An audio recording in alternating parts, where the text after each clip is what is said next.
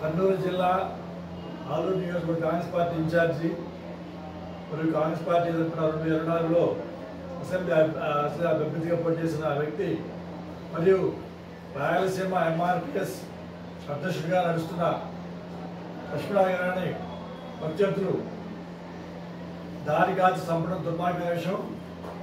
ఇది ఆలూరు నియోజకవర్గం ముఖ్యంగా చిప్పగిరి గ్రామంలో భద్రతా వైఫల్యాన్ని స్పష్టంగా కనబడుతుంది.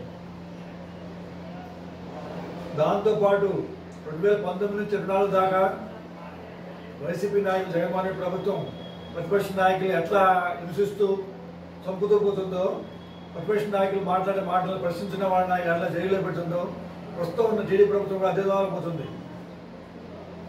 ప్రతిపక్ష నాయకులు జైల్లో పెట్టడం, వ్యతిరేక మాట్లాడిన ప్రతి ఒక్కరు ఏదో కేసు ఇరికించడం చేస్తున్నారు. కాబట్టి రెండు ప్రభుత్వాలు కూడా రెండు నాణ్యాల రెండు పక్కల ఉన్నట్టున్నాయి. నాణ్యానికి రెండు పక్కల అచ్చు బొమ్మ ఎట్లా ఉందో అదే రకంగా రెండు కనబడుతున్నాయి. కాబట్టి ప్రజలు గమనిస్తున్నారు ఈ ప్రభుత్వ దుష్పాలనని. రాబోయే రోజుల్లో కాంగ్రెస్ పార్టీకి మంచి భవిష్యత్తు వచ్చే అవకాశం ఉంది. 2029 ఎన్నికల్లో కాంగ్రెస్ పార్టీ మీద అధికారం వస్తుంది.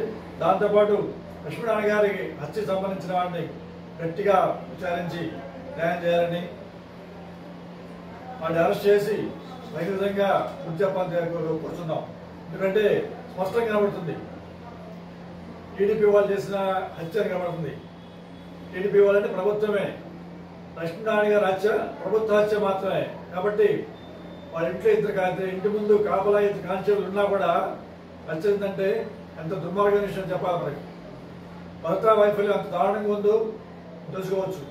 కాబట్టి ఇప్పుడైనా ప్రభుత్వం మేల్కొని, ముఖ్యంగా హోంమంత్రి గారు సంబంధిత జిల్లా అధికారులు మేల్కొని లక్ష్మీనారాయణ హత్యకు సరే న్యాయం చేయాలని, వారి కుటుంబాన్ని ఆదుకోవాలని, కారకులైన వారిని గట్టిగా శిక్షించాలని కాంగ్రెస్ పార్టీ డిమాండ్ చేస్తుంది.